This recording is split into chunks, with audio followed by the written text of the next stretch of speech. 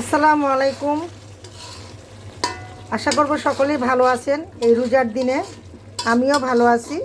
তো এখন আমি রান্না করতেছি মুরগির মাংস দিয়ে এই যে বটবডি আর আলু।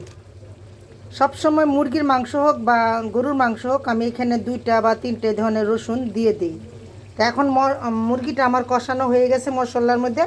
এখন আমি কি করব, এগুলো দিয়ে দিব। বিসমিল্লাহ।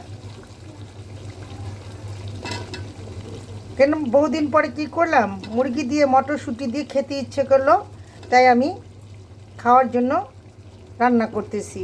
কারণ এটা সকলেই পছন্দ করেন, অনেকেরই পছন্দের জিনিস এটা।